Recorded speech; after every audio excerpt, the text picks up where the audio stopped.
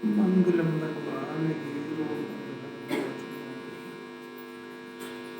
मंगलम कुंकुंदाय जय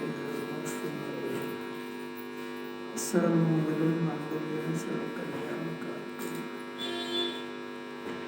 प्रधानां सर्वधर्माणां जय शास्त्रम् नमः शिवाय स्वामी विद्या चकास्ते चित्सभावाय भावाय सर्वभावाय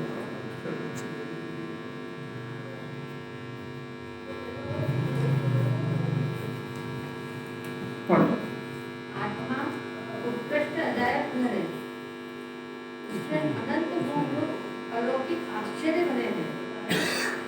देखने जैसा सब कुछ आश्चर्यकारी, ऐसा सब कुछ तेरे अपने अजायब घर में भी है। बाहर में कुछ नहीं है, तू उसी का अवलोकन करना। उसके भीतर एक बार झांकने से भी तुझे अपूर्व आनंद होगा। वहां से बाहर निकलना तुझे सुहाएगा ही नहीं। अपने आप को संबोधन करते हुए पढ़ के बताओ। इनकी पढ़ के बताओ है नहीं ऐसे किसके पास हो? आत्मा उत्कृष्ट अजायब घर है। मैंने कहा वो आपने सुना नहीं है। मैंने कहा मैं समझ के बोल रहा हूँ ना, मैं समझ के बोलूँगा ना। अपने आप को संबोधन करके पढ़ो। हाँ वही तो मैं अपना आत्मा शब्द ही नहीं, मैं ऐसा लगा ना। ठीक है, मैं उत्कृष्ट अजायब घर हूँ। ये मैं उत्कृष्ट अजायब घर हूँ। बहुत बढ़िया। मेरे में अनंत गुण रूप अलौकिक आश्चर्य भरे हैं। कितना गजब है। जब अपने आप को संबोधन करना तो सीखो। अरे मेरे में भरे हैं। ये पढ़ के दूसरों को सुनाता है। वो वेद श्री तो अपने को समझा रही है। अब हाँ रीता रह जाता है। जरा मैं को संबोधन करके पढ़ो तो अपने को लगेगा मेरी बात, मेरी तो नहीं लग रही उसको। मैं उत्कृष्ट अजायब घर हूँ। इधर उधर कहाँ देखने जाता है? अजायब घर में तो जा रहा है देखने। आज हुआ है ना, विस्मयकारी तत्व तो मैं ही हूँ। अरे यही तो है, तो यही तो है। तो ये जगत में विस्मय देखने जाता है। अब जगत में कुछ यही नहीं देखने योग्य। ये फैसला नहीं है ना इसको। जगत में जा रहा है तो कुछ आश्चर्य दिख रहा, वहीं जा रहा है ना, पर वहाँ आश्चर्य कुछ है ही नहीं। पशु पक्षी को क्या देखने जाए वहाँ अजायब घर में? और विस्मय कुछ होता ही नहीं। क्षेत्र में अपना अपना परिवर्तन कर रहे हैं। क्या होता है? अजायब घर तो अपना आत्मा है, जिसको देखने से सम्यक दर्शन रूपी रत्न मिलता है, जिसको जानने से मोक्ष लक्ष्मी मिलती है, जिसमें रहने से दुनिया के सब क्लेश दूर हो जाते हैं। इसको एक बार भी देखा तो क्या, सुना भी नहीं है, और पढ़ता भी इसी तरीके से कि तू है, होएगा वो है, तो तेरा क्या फायदा उसमें? मैं उत्कृष्ट अजायब घर हूँ। मेरे में अनंत गुण रूप अलौकिक आश्चर्य भरे है। बोलो मेरे में अलौकिक आश्चर्य है, तो इसको देखने की उत्सुकता करे ना। इधर उधर क्या उत्सुकता है वहाँ पे? देखो गजब अलौकिक आश्चर्य भरे है। देखने जैसा सब कुछ आश्चर्यकारी, ऐसा सब कुछ मेरे अपने अजायब घर में। अरे शब्द नहीं मारते जरा। मोबाइल है तो जरा वापरो उसको, धर्म में ही वापरो। वहाँ इधर के उधर पाप की बातें फॉरवर्ड करा करता है। खुद पाप कर रहा है, दूसरे को भी लगाएगा उसमें, तुम भी देखो। ये करो ना, मोबाइल है तो इसलिए। ऐसा सब कुछ मेरे अजायब घर में, बाहर में कुछ है ही नहीं। फिर आगे अच्छा, देखने जैसा सब कुछ आश्चर्यकारी, ऐसा सब कुछ मेरे अपने अजायब घर में अरे ही। क्या देखो जरा, अपने को संबोधन करके तो देखो कितनी मीठी बात है। फिर बाह्य में तो कुछ भी नहीं, मैं तो उसी का अवलोकन क्यों न करूं? अरे क्या बात है, अपने आप से बोलो ना। मैं अपने भीतर झांकने से मेरे को कोई अद्भुत आनंद होएगा, अद्भुत आनंद होगा, तो मैं उसके अवलोकन क्यों नहीं करूँ उसका? ऐसा अपने आप को संबोधन तो करो। फिर उसके भीतर एक बार झांकने से भी मुझे अपूर्व आनंद क्यों न होगा? तू आनंद ही तो ढूंढ रहा है। तो अपने आप को जब ये भटक रहा है इधर उधर, तो अपने को समझाओ कि ये आत्मा के अंदर झांकने से अपूर्व आनंद होगा, तो मैं ये क्यों नहीं करूँ? इधर उधर जाता हूँ तो इस बात का जीव को भरोसा नहीं आता है कि अपने अंदर झांकेंगे तो अपूर्व आनंद होगा कि नहीं। ये प्रश्न भी नहीं उसको। तो ये विश्वास दिलाने के लिए जिन्हें परमात्मा के दर्शन कराए कि वो अपने शुद्ध आत्मा को ऐसा निहारते हैं कि उनको जगत को देखने का विकल्प ही खत्म हो गया है। अगर अंदर इतना चीजें नहीं हो तो क्या करेंगे, उपयोग लग ही नहीं सकता है। ये अपना उपयोग में एक क्वालिटी है कि जहाँ ये अभी दुनिया में सब जगह अद्भुत अपूर्व माल ढूंढ रहा है, जिसको भी माल समझता हो तो ये उसको ढूंढ रहा है, और अगर वो मिल जाए तो ऐसा चिपकेगा कि बाहर देखेगी। बच्चे को जो क्रिकेट में मजा आता है, बड़े पंडित जी साहब ने लिखा है, अगर अपना दर्शन हो तो जिन्हें का दर्शन किया। ये उन्होंने लिखा है, अपनी क्या राय है? अपनी भी यही राय है। ये राय है तो उसी का अभ्यास है, उसी का अभ्यास है कि जिन्हें भगवान के दर्शन से अपने दर्शन करने की प्रैक्टिस करो वहाँ पे। और दर्शन में सिर्फ इतने ही वो कर क्या रहे कि अपने अजायब घर को देख रहे हैं, अपने आश्चर्यकारी वस्तु को देख रहे हैं। वस्तु को एक बार देखे तो सम्यक दर्शन होता है, और उसी को देखते ही रहे तो बाहर जाने का मन ही नहीं होता है। जिसकी दुकान में रोज अभी बड़े बड़े व्यापारी बैठे और एक एक व्यापारी 1-1 लाख की कमाई देके जाएगा, आपको रोटी की चिंता करके जाएगा घर? 7 बज रही है, चलो चलो चलो, अरे रहने दे, खाएंगे आज 4 ग्राहक चले जाएंगे कि नहीं? तो ऐसा जिसको यहाँ देखे और केवल ज्ञान मिलने वाला और रोटी कपड़ा मकान के विकल्प करेंगे गंदे। अरे क्या अपूर्व बात है। हो गया?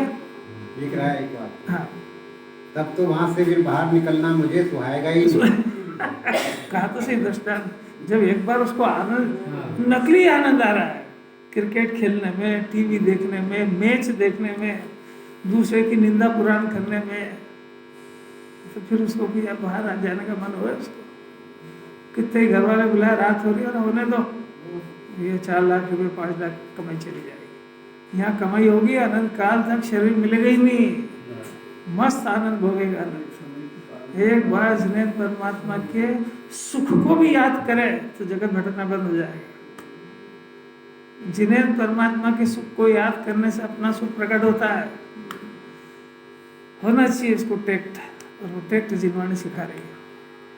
उसके अंदर एक सबसे पहले जिन्हें परमात्मा ने कुंदाचार्य ने 356 से 65 गाथा के अंदर इस ज्ञान से आत्मा को जानने की विधि बताई कि कैसे देखा जाता है आत्मा।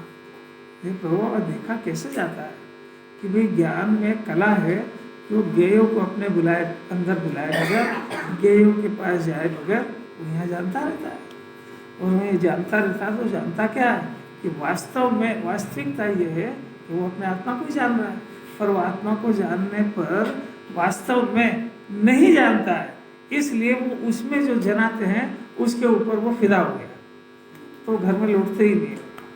आत्मा है, आत्मा जानने में आ रहा है परंतु जानता नहीं है। ऐसी भी कोई घटना है? उसका बता रहे हैं अंतिम पेरे, फिर हम दर्शन की बात करते हैं कि चेतिता का है, इससे भिन्न दूसरा ऐसा कौन सा चेतिता है जिसका यह चेतिता है? देखो घर के अंदर लाने की विधि बता रहे हैं। पहले आत्मा बाहर के पदार्थों को जानता है, इसका नाम असद्भुत व्यवहार। असद्भुत व्यवहार से जानता है ऐसा नहीं है, ये ज्ञान पर ज्ञेय अंदर आए बगैर उन ज्ञेयों को जान लेता है। इस कथन का नाम असद्भुत व्यवहार। असद्भुत व्यवहार से उनको नहीं जानता है। कितना जगत में कोई परिभाषा हो, नहीं तो उल्टा पढ़ लेगा कि असद्भुत व्यवहार में से जीव बाहर को जानता है, इन व्यवहार से जानता है। अरे भाई, असद्भुत व्यवहार का अर्थ है कि वो अपने अंदर आता है। सद्भुत और असद्भुत, सद्भुत माने अपनी सत्ता में आए बगैर, पर जान लिया ना उसको, जो अपनी सत्ता में नहीं है उसको भी जान लिया, इसका नाम असद्भुत व्यवहार। यानी जीव बाहर के पदार्थों को जानता है कि हाँ असद्भुत व्यवहार नहीं से बोलेंगे ऐसा। असद्भुत व्यवहार नहीं से नहीं जानता है, अपनी सत्ता में लाए बगैर जिन ज्ञेयों को जान लेता है उसका नाम असद्भुत व्यवहार नहीं है। ये कथन है ऐसा। अब दूसरी बात कि नहीं साहब, जब आया ही नहीं तो किसको जाना कि उसने उस गे की आकृति अपने ज्ञान में बनाई तो वो उन पदार्थों को नहीं जान रहा है, अपने ज्ञान की पर्याय में बने हुए ज्ञेयों को जान रहा है। ये सद्बुद्ध व्यवहार अभी निश्चय नहीं है, क्योंकि इसमें दो बात खड़ी हो गई कि अपने जानने वाला और अपने जान रहे थे, दो कौन से जानने वाले हो गए? ज्ञेय तो रह गया बाहर। उस ज्ञेय को मिटाने के लिए वो जानता किसको है? तो वो अपने अंदर ही अपने जो आकृति बने उनको जानता है। तो क्या जानने वाले दो हो गए कि ये भेद हो गया? आत्मा को जानो, ऐसा कौन सा आत्मा जिस आत्मा को जाने? आप किसको उपदेश दे रहे हो? आत्मा से आत्मा को जानो, तो दो आत्मा खड़ा हो गए ना, तो दो तो है नहीं वहां पे। तो आचार्य पूछते तो दो विकल्प कर रहा है, तो ऐसा कौन सा आत्मा है जिससे इस आत्मा को जानो? तो दो दूसरे आत्मा का परिचय तो कराओ, एक तो मैं जानने वाला हो गया। ऐसा आचार्य खुद ही प्रश्न उठा रहे हैं कि नहीं ये ऐसा नहीं है, ये एक ही वस्तु के दो भेद है, उसको स्वस्वामी संबंध कहते हैं। तो एक जानने वाला है और एक जानने आने वाला है। जानने वाली अपनी पर्याय है और अपने द्रव्य को जानना है। तो साहब अपनी पर्याय अपने द्रव्य को जानना है, उसमें दो कैसे हो गए? उसमें वो उसी का तो अंश है कि भाई आत्मा को जानना है, मतलब मैं आत्मा हूं ऐसा जानना है, और निर्विकल्प हो जाओ। समझ में नहीं आया हमको। अब अपने बालक को कहा, उसकी माँ का सोने का हार उसको हाथ में दिया और उससे पूछा बेटा क्या है? हार है। फिर से देखो क्या है? पापा स्पष्ट बात है हार है। भाई तू जो हार देख रहा है ये हार तो पर्याय है, हमको तेरे को द्रव्य दिखाना है। बोले पापा ये क्या होता है? मेरे को तो स्पष्ट आप पूछ लो किसी से भी क्या है, कि भाई हार है, सीधी बात है। भाई हार तो है पर अब तेरे को द्रव्य ढूंढवाना है इसमें, सब तू समझता नहीं है। तो देख हम तेरे को एक विधि बताते हैं कि तू ये हार बना हुआ है, ये हार बना काय का है?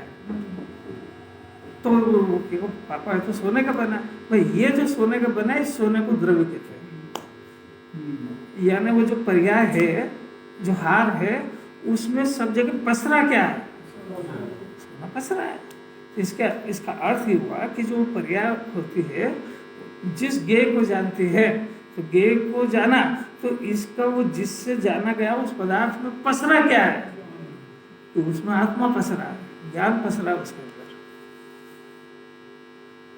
अब जब एक बार ज्ञान को देख लिया तो अब उस द्रव्य और पर्याय समझ में आ गया उसको। तो इसी तरीके से ये ज्ञान की पर्याय जिसको कह रहे हैं जानो, उसमें पसरा क्या है? कि उसमें उसका द्रव्य पसरा है। कैसी अद्भुत बात है। जब द्रव्य पसरा है तो सर्वांग में द्रव्य दिखेगा। द्रव्य माने ज्ञान, ज्ञानते आत्मा।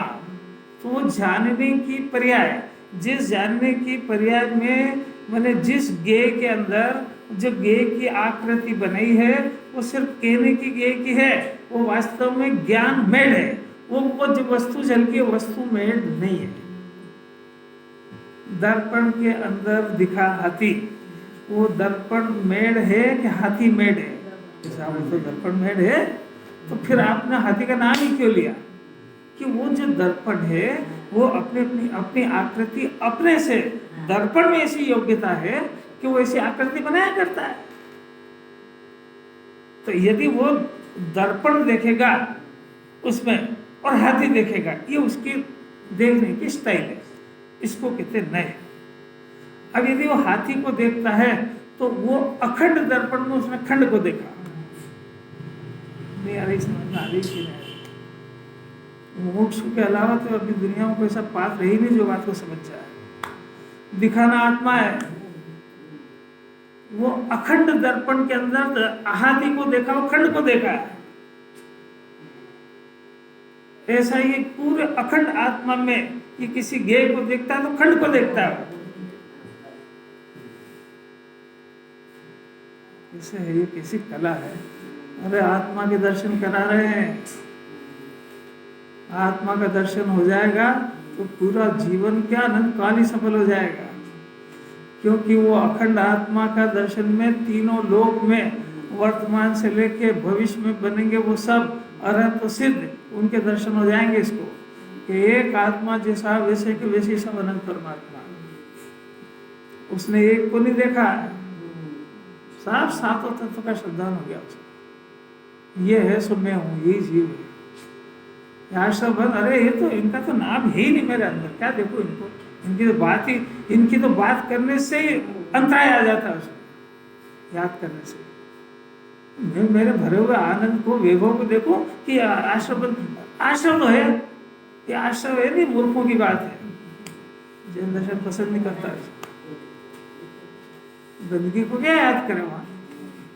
अपन जिस महल में रहते हैं, लेटरिन बाथरूम वो कितनी बार याद करते हैं?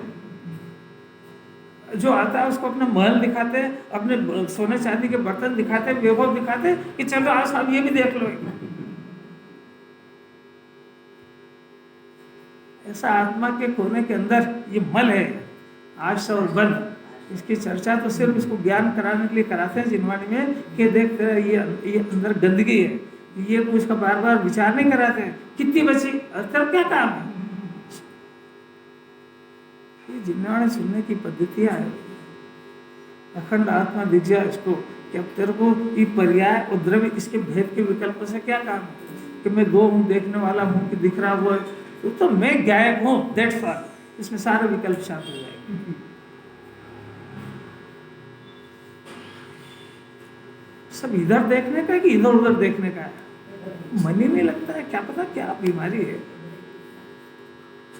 ऐसा सुन के तो एकदम से इसका उपयोग बाहर से हट के आत्मा में जाने के प्रयत्न करें तो थोड़ी पात्रता है। झांके इधर से उधर, कौन आया कौन नहीं आया, सुन रहा है कि नहीं सुन रहा, जैसे मुनि में नौकर बन के बैठा हुआ है। अद्भुत बात है। इसको बात को सुनते से जिसको लगे ओहो मुझे तो इन बातों की खबर ही नहीं थी, मेरा तो भाग्य पलट गया, मेरे को अरहंत बनने की विधि, आत्मा को प्राप्त करने की विधि मिल रही है। और डॉक्टर के यही वो अपनी व्यथा सुन रहा हो तो इधर उधर नहीं झाँकता, सुनता ध्यान से। या भगवान बनने की विधि चल रही हो तो देखो, असद्भुत व्यवहार में से कही गई बात का निषेध करने के लिए सद्भुत व्यवहार को उपस्थित करते हैं। सद्भुत व्यवहार का निषेध करने के लिए निश्चय नय के विकल्पों को उपस्थित करते हैं, स्थापना करते हैं। और निश्चय नय के भी विकल्प है, वो निर्विकल्प अनुभूति नहीं है। निश्चय नय के विकल्पों को शांत करने के लिए निश्चय नय के विषय को हाथ में देते हैं। ये एक दूसरे की स्थिति के बगैर पहला वाला जाएगा नहीं। अब ये समझना कितना कठिन है।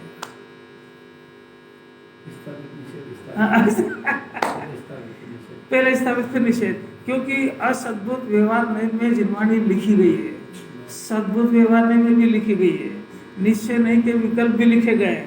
अब इसको पढ़ना आना चाहिए कि किससे किसका निषेध करें।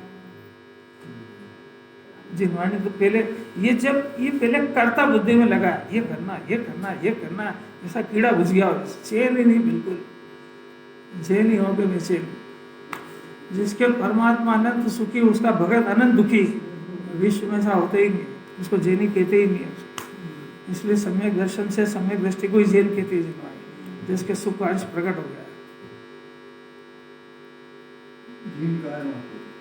जीन का है वहाँ का है, अपन क्या समझते हैं ये बताओ। होना चाहिए नहीं क्या जीन मानना चाहिए। अरे अभी तो सुन ले, यही बोल मानना चाहिए, वो तो जिनवाणी कह रही है। हाँ। मानता कहाँ है, और मानने का अभ्यास कितना शुरू करा। मैं आपको सुनाऊं, आप मेरे को सुनाओ, आप तीसरे को सुनाओ, यही धंधा चल रहा है। समझते ही नहीं है। अरे समझ में आया कि नहीं। जिन्हें भगवान के मत के अनुसार जिसका जानना, देखना, सोचना, विचारना शुरू हो गया, वो जिन मार्ग में प्रवेश होने की पात्रता आई उसको, जो उनके प्रकट उससे उल्टा सुल्टा सोच रहा है, बाउंड्री में भी नहीं अलाउ, गेट आउट, ना डालो। वो जिन्हें भगवान की आज्ञा का उल्लंघन करेगा यहाँ बैठ के, दिव्य ध्वनि चलेगी उसको नहीं सुहाएगी, इसीलिए अपना जीव दिव्य ध्वनि से रिटर्न होकर आ गया।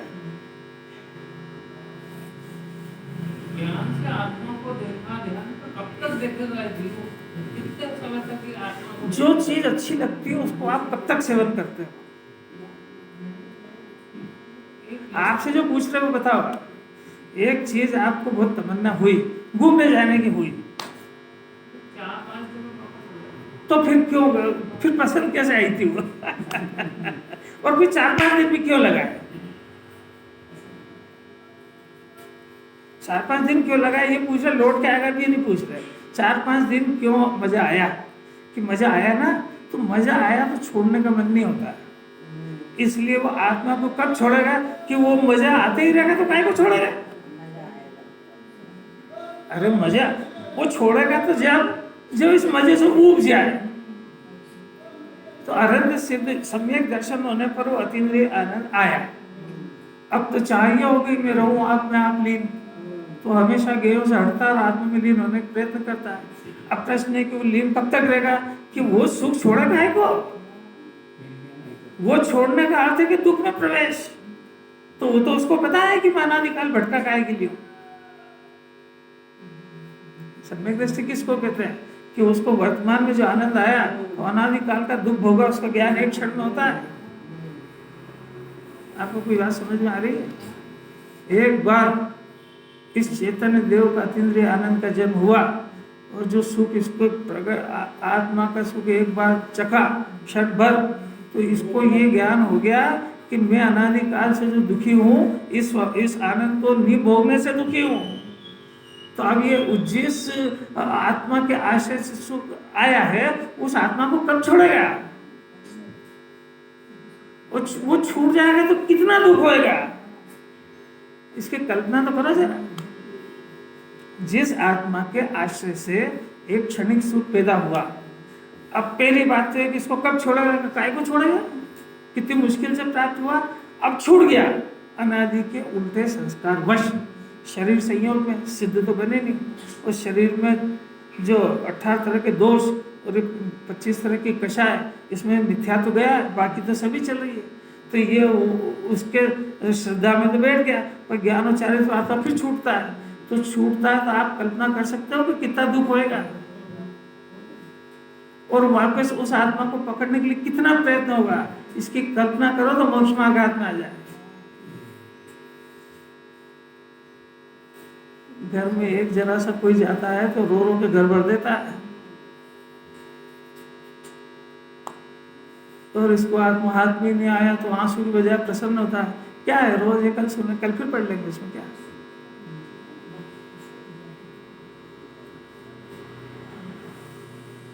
विधानाचार्य महोदय क्या कह रहे हैं, कल्पना तो कर सकते हो। ऐसा चैतन्य चिंतामणि रत्न, इसकी चर्चा सुने वो भाग्यशाली है दुनिया में, बाकी तो अभागा है। क्योंकि जिसको प्राप्त करना चाहिए वो तो अनंत बार कर चुका है, अनंत बार राजा बना है। सैनिक राजा जो थे ना, अज्ञान दशा में जो राजा थे 1000 तो राजा ही उसके अंडर में थे, 1000 राजा उसके अंडर में थे। इतना बड़ा राजा था वो, जबकि मिथ्या दृष्टि था। तो इसको क्या चाहिए वहाँ, ये तो कितना खुश हो जाएगा। जिनवाणी छूटने अरनशील की बातें जिसके ज्ञान में गूंजती नहीं है, तत्व जिसके ज्ञान में गूंजता नहीं है, वो क्लेश भर भर के रोता है। इसका नाम अनंतात्मक क्लेश है। निहाल भाई सोगानी कहते थे क्या, इस पूरे भारतवर्ष में मैं अकेला सुखी हूँ, और ऐसा वापस खाने पीने का तो ही नहीं, दुकान तो है ही नहीं। अरे तुम जानते क्या सुख किसको कहते हैं? मैं अकेला सुखी हूँ। अरे क्या लौकिक बात, ऐसी बातें सुनने को नहीं मिली। सुने तो प्रसन्न होता है कि मुंह सड़ा लेता है। क्या होता है, मैं शुरू कर रहा हूँ। निर्विकल्प होने का मंत्र सुना कि पहले जिनवाणी सारी जो है असद्भुत व्यवहार नय से लिखी है, तो पहले असद्भुत व्यवहार नय का ज्ञान करके उसका निषेध करो। तो निषेध करके क्या स्थापना करो कि सद्भुत व्यवहार की स्थापना करो। वो सद्भुत व्यवहार भी विकल्प है, कोई मोक्ष मार्ग नहीं है। तो सद्भुत व्यवहार का भी निषेध करना है। वो काय से कि जो एक दूसरे का निषेध करते हैं तो पहले दूर से पास लाए, अब पास में बहुत नजदीक आत्मा के विकल्पों में लाते हैं। तो निश्चय नहीं के विषय से असद्भुत व्यवहार के भी विकल्प का शमन होगा। और वो खुद ही कहेगा, ये जिनवाणी बोल रही ये उसमें बार बार आत्मा में हूँ, आनंद की खान हूँ, ऐसे विकल्प से तेरे क्या लाभ है, आनंद क्यों नहीं भोगता है उसका? इसका ज्ञान को पढ़ी है वो बात, ये मेरे को क्या, मैं अनादि अनंत तो विकल्प करने की क्या जरूरत है, निराकुल क्यों नहीं होता है? मैं सुख की खान हूं तो बार बार कब तक याद करेगा, सुख भोगता क्यों नहीं है? ऐसा इसका ज्ञान खुद ही निश्चय नहीं के विकल्पों का निषेध करेगा, निश्चय नहीं के विषय को प्राप्त करने के लिए। और जब निश्चय नहीं का विषय शुद्ध आत्मा प्राप्त हुआ तो ये विकल्प भी शांत हो जाएगा और उसका फल भोगेगा।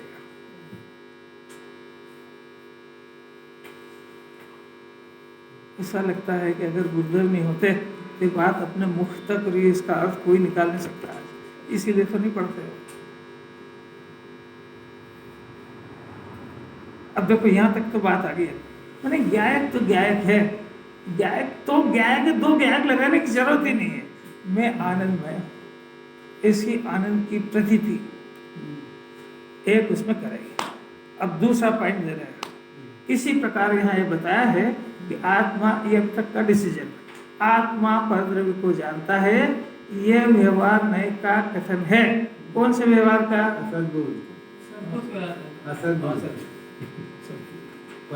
इधर महिलाओं का क्या कहना है, क्या कहना है, कुछ समझ भी आ रही है कि नहीं? ये लिखा है, यहाँ पे लिखा देखो, आत्मा परद्रव्य को जानता है। कारण सही जवाब दीजिए कि ये कौन से नए का कथन है, कैसे? आत्मा के अंदर वो है नहीं। आज जरा शांति तो रखो, इनको भी तो कुछ सीखना दो। असद्भुत असद्भुत, असद्भुत माने सद्भुत सत्ता के बाहर, तो आत्मा अपने से भिन्न सत्ता के बाहर पदार्थों को जान रहा है ना, इसलिए असद्भुत व्यवहार में से जिनवाणी में कहा गया है। असद्भुत व्यवहार में से नहीं जान रहा है, कथन असद्भुत व्यवहार है।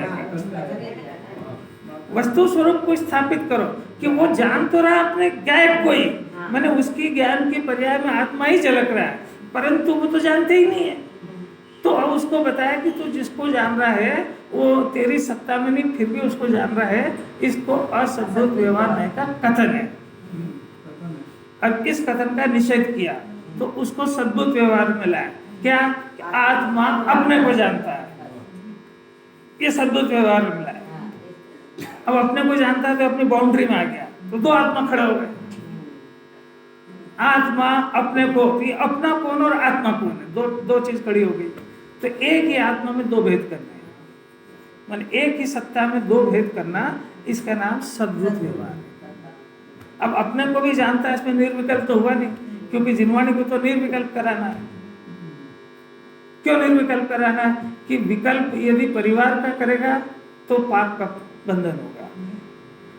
पुण्य जिनवाणी जैन दर्शन के आत्मा के विकल्प करेगा तो पुण्य का होगा, आत्मा के भी विकल्प करेगा तो मिथ्या दर्शन, यदि भला मानेगा तो मिथ्या दर्शन ही होगा, और वो भी मोक्ष मार्ग को प्राप्त नहीं होने देगा। होते हैं ये अलग बात है, करने नहीं करने का प्रश्न नहीं, होते हो तो अपने आप। फिर क्या कराना? ये विकल्प भी बंद कर, जिसके संबंध में तू विकल्प कर रहा है उससे तेरे को क्या लाभ है, नहीं आज समझ। परिवार के विकल्प से क्या लाभ है? अच्छा, पंच परमेष्टि के सुख के विकल्प से क्या लाभ है? अच्छा, आप उनकी पूजा कर रहे हो तो आपको क्या लाभ हुआ? अरे कुछ नहीं हुआ, कह दोगे तो कल से जाना बंद कर देगा। वो बंद जब करेगा जब तेरे को घर के विकल्प बुरे लगेंगे, तो घर के विकल्प से क्या लाभ है? जो वहां बैठा है उसको छोड़ रहा है तो पहले वो छूटते हैं, पहले ये छूटता है। आया क्या आपको समझ में? अब जिनवाणी करे भी इससे तो कोई लाभ है नहीं। अनंत सुखी की पूजा करता रहे, द्रव्य चढ़ाता रहे, तू भगवान कब बन गए थे तेरी डिक्शनरी में ही नहीं है। और पूजा करने से भगवान बनते हैं, किसने कहा तेरे को? अरे डॉक्टर को फीस देने से और उसकी सेवा करने से, मिठाई देने से डॉक्टर बनेगा कि नहीं? तो फिर कैसे बनेगा? कि पढ़ाई कर, उसने जैसी करी वैसी। तो भगवान की पूजा से नहीं बनते हैं, उन्होंने जैसा करा है, रत्नत्रय को प्राप्त किया, गेयों को गिन जाना है, ऐसा प्रयत्न कर और आत्मा को पकड़, तब भगवान बनेगा। तो कौन के ऐसा? और उसको प्राप्त करने के प्रोसेस में बात चल रही है कि सब विकल्पों को छोड़ आया और आत्मा के विकल्प आके फिर अटक गया। तो आचार्य पूछते फिर मैं आत्मा और मैं मेरे को जानू, इस विकल्प से क्या साथ दे? तो एक चीज हटा दे उसमें से। देखो अपने आत्मा को जानता है, इस कथन में भी स्वस्वामी अंश रूपी व्यवहार है। निश्चय क्या है? ज्ञायक तो ज्ञायक। देखो 2.5 लाइन में क्या स्टाइल है यार। इसका मजा आएगा ना तो थोड़ा पढ़ने में मन लगेगा, नहीं तो निरस लगेगा। इसको इधर खताना लगे ना, ये इतना देर से क्या समझाएंगे? सब एक हो गए क्या? कोई इसी में बंधन नहीं। कौन से काय में भिन्नता करना? ज्ञान आत्मा को देते हैं, आत्मा ज्ञान को देते हैं, आनंद हो तो रहा है। आपको कुछ समझ में भी आई क्या बात है? ज्ञान ने आत्मा को देखा, आनंद आया है क्या? ज्ञान ने आत्मा को देखा तो भी दृष्टांत दिया ना सोने का। तो आपको हार दिख रहा है और जिनवाणी को और पिताजी को सोना दिखाना है। अब हार से सोना कितनी दूर है? तो ज्ञान की पर्याय और आत्मा कितनी दूर है? तो अब वो बस यदि द्रव्य को देखे तो ज्ञान नहीं दिखेगा, ज्ञायक दिखेगा, पिंड दिखेगा। हार को देखेगा तो सोना टुकड़े में दिखेगा, और सोने को देखेगा तो वो इतना बड़ा से कोई मतलब ही नहीं। सोना कितना है? सोना दिखने वाले को हार नहीं दिखता है, हार वाले को सोना नहीं दिखता। दो एक ही जगह पे। महिला हार पहन के खुश होती है पर्याय देख के, और पति को अपने सोने से मतलब है मैं कितने का स्वामी हूँ, मैं 25 तोले सोने का मालिक हूँ, क्या है इससे मेरे कोई मतलब नहीं। महिला कैसे प्रसन्न होती है? मेरे पास हार है, अंगूठी है, और जो भी सारी चीजें हैं। पत्नी पर्याय दृष्टि है, वो दृष्टि है स्वामी। अरे क्या गजब है यार। जरा इंटरेस्ट के साथ सुना हो, बार बार कह रहा हूँ मैं, मुंह उदास करके नहीं सुनना है इसको। तो आत्मा आ जाएगा पसंद। तो जो पर्याय दृष्टि है ना, मेरे को मति ज्ञान है, मेरे को शुभ ज्ञान है, मेरे को अवधि ज्ञान है, और केवल ज्ञान हो जाएगा, कुछ नहीं हो जाएगा। ज्ञान गनपिंड है। ये मति शुद्ध अवधि मनो करे तो किरणें आती रहेगी, कम ज्यादा होती रहेगी। इनके अंदर कर्म के उदय की अपेक्षा है, आत्मा में किसी कर्म के उदय की अपेक्षा नहीं है। जिसमें अपेक्षा नहीं उसको देखे ना। अब हार वाला तो जरा सा कहीं से क्रेक आ गया, उलझ गया तो हो गया, मूड खराब हो गया, रोया क्यों? और पर्याय दृष्टि जैसे ही होता। अब पति से पूछो क्या हो गया? टूट गया, सोना तो सोना ही, टूटने में कितना रहा?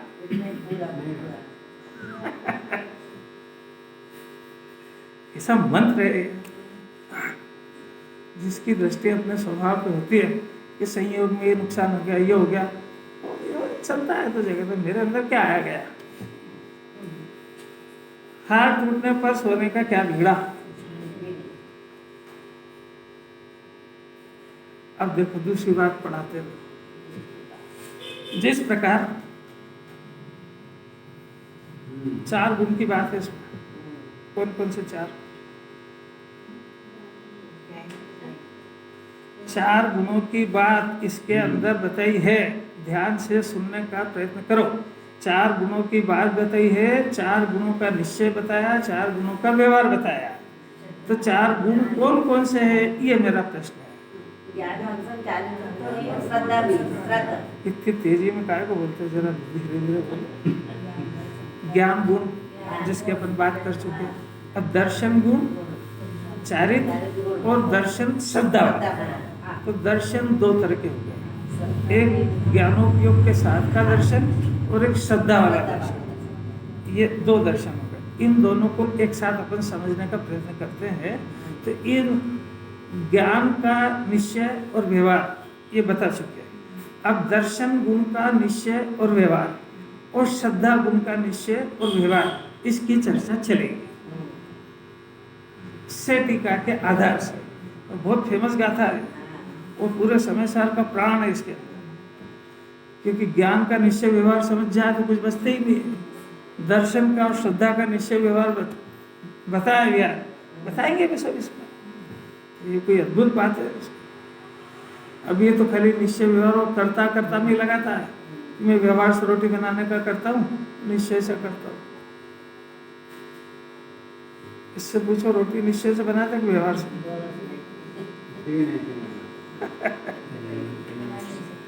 कैसी अलग की बात। आप बीमार होकर दवा लेते हो तो निश्चय से ठीक होते हो, व्यवहार से होते हो? प्रश्न समझ में नहीं आया। दवा लेके ठीक होते हो तो निश्चय से ठीक होते हो कि व्यवहार से? माथा सारा शरीर में लगा, कहाँ से पता लगे उसको? एक प्रश्न का जवाब नहीं बनता है एक का। देखो अब सुना, दृष्टांत सुना। जिस प्रकार गायक के संबंध में दृष्टांत पूर्वक कहा, इसी प्रकार दर्शक के संबंध में अब हम बात करते हैं। अमृत चंद्राचार्य कितने प्यार से संबोधन कर रहे हैं, तेरे को ज्ञान की बात समझ में आई, अब हम दर्शन की करते हैं। देख, इसमें तो एक ही दर्शक की ले रहे हैं, मैं साथ में श्रद्धा भी ले रहा हूँ, क्योंकि दर्शन पहले तो ये समझ लो कि जानने और देखने में क्या अंतर है। वड्डे जी को समझ में आ रहा है? क्या प्रश्न है बताओ आप। है जानना तो ज्ञान से, हाँ, वो देखना देखना भी ज्ञान से होता है, दोनों भी ज्ञान से होता है। मतलब होते दोनों एक साथ ही है। मैंने ये नहीं पूछा है, दो ही का अंतर पूछा है, जानना क्या और देखना क्या है। दर्शन में सामान्य दर्शन और जानने में थोड़ा विशेष। किसका? जो भी ऑब्जेक्ट हो सकता है, जो देख रहे हैं उसको जानने में आ रहा है। जानने और देखने का डिफरेंस पूछ रहा हूँ मैं। सामान्य अवलोकन और जानने में थोड़ा विशेष है। चलो देखो, दोनों केस में ज्ञान की बात आ रही है। देखो देखो, मैं जो बोलना चाह रहा हूँ आपको समझ में नहीं आ रही, इसके लिए आपने सबने अपने जवाब सोचे होंगे। यहाँ से जो बात आती है उससे मिलान करो। देखने का काम आँख के निमित्त से होता है, समझ? देखना देखना देख, चक्षु दर्शन अचक्षु दर्शन। तो आँखें निमित्त है और चक्षु दर्शन मैंने एक इंद्रिय से लेकर के असंगी जहाँ तक उसकी आँखें नहीं आई तो वहाँ तक भी वो देखता है, पर वो अचक्षु दर्शन है। ये तो हुआ देखने का फंक्शन। अब ज्ञान का कि वो इसके बाद शुरू करता है, उसको आँखों की जरूरत नहीं है। वो ज्ञान अपने अंदर 5 इंद्रिय और मन उसमें निमित्त। ज्ञान का काम है देखे गए पदार्थों का भेद करके जानना। इतना सूक्ष्म हो जाता है, इसको पता ही नहीं लगता है कि मैं देख रहा हूँ कि जान रहा हूँ। कोई समझ में आ रही बात? अरे महारहस्य ये, अभी तो उसने कभी सोचे ही नहीं कि जानना देखना क्या होता है। देख तो रहा है और क्या, तो देखा तो सही, सामान्य अवलोकन को टीपा टिपाया गया है, सामान्य अवलोकन हो गया और फिर विशेष हो गया। वाह, तू कौन सी इंद्रिय का उपयोग कर रहा है इसमें? चक्षु दर्शन के अंदर इंद्रियों का उपयोग है, और इंद्रियों के उपयोग के बाद इंद्रियों को तो निमित्त कह रहे, पहले एक सामान्य अवलोकन होता है। और जैसे अवलोकन हुआ तो ज्ञान उसको जानता है। देखना अलग फंक्शन है, जानना अलग फंक्शन है। जानने में उसके भेद प्रभेद आते हैं। केवल ज्ञानी परमात्मा देखते भी है और जानते भी है, और ये भी देखता भी है और जानता भी है, पर ये दो ही में क्या अलग अलग हो रहा है ये नहीं समझता है। ये खाली ज्ञान ही कर सकता है। हाँ, दर्शन में तो खाली अवलोकन मात्र, भेद कर करके समझना, भेद कर करके जो भेद कर करके जो हो रहा है शब्द, उसका हिज्जा हिज्जा जान रहा है, उसको जानना कहते हैं। अब समझ में आया? अपन जानते हैं कि देखते हैं, तो पहले क्या करते हैं? तो देखते हैं, उसको पता ही नहीं कि कब देखता, सीधा डायरेक्ट जान लेता हो, इतना फास्ट जानता हो। जानने के अंदर वो जानी देखी गई वस्तु उसके फिर भेद प्रभेद करता है, और फिर और आगे बढ़ता है, ज्ञान फैलता है ज्ञान के रूप में कि तेरा है, ये मेरा है, ये इष्ट है, ये अनिष्ट है। ये सब ज्ञान के अंदर ढाले काम है।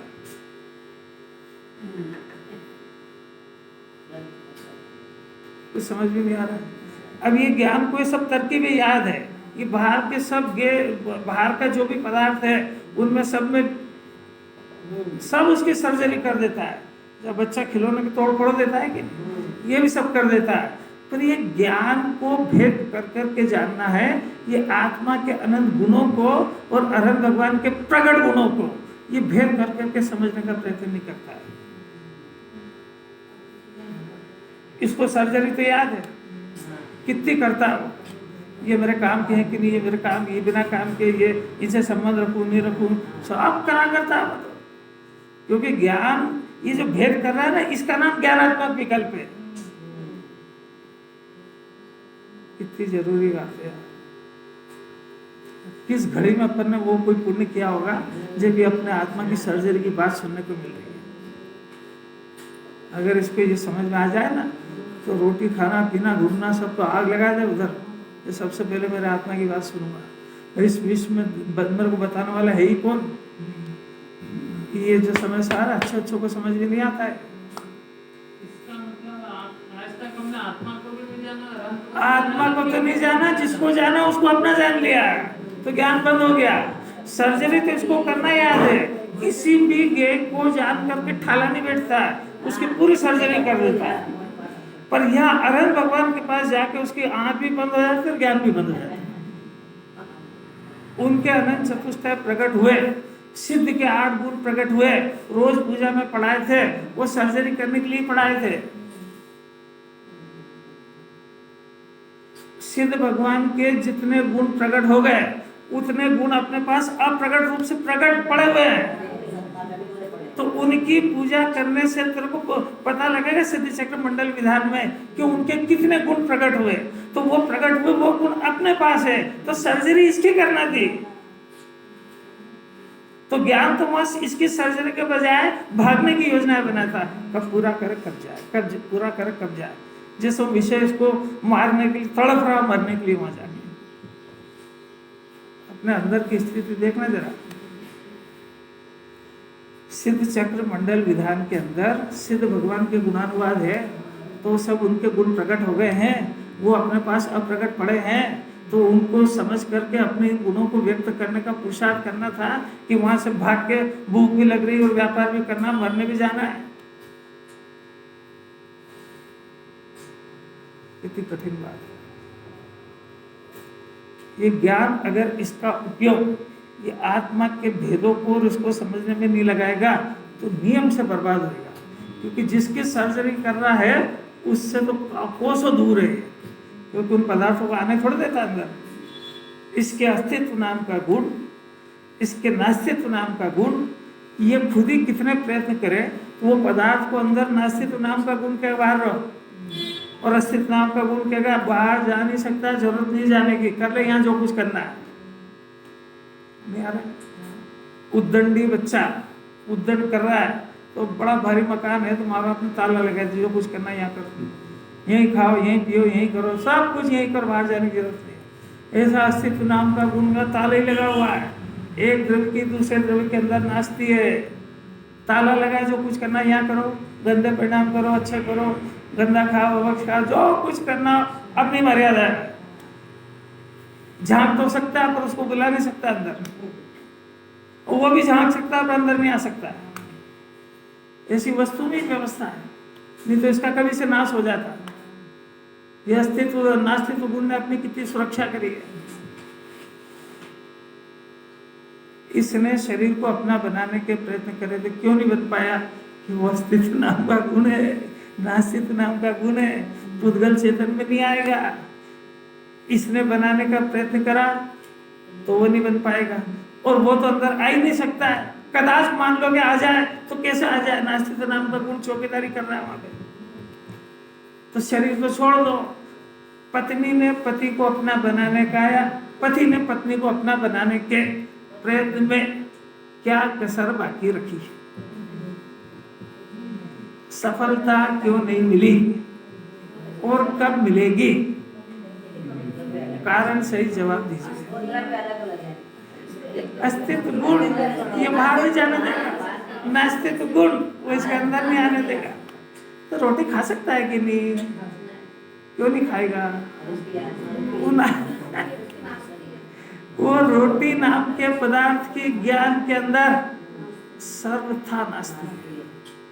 उसको ज्ञान जान तो लेगा स्फटिक मणि की दीवार की तरह से कि रोटी के परमाणु आए, ये भी जान लेगा कि रोटी खाने का भाव हुआ, पर इन दोनों का अपने ज्ञान में प्रवेश निषेध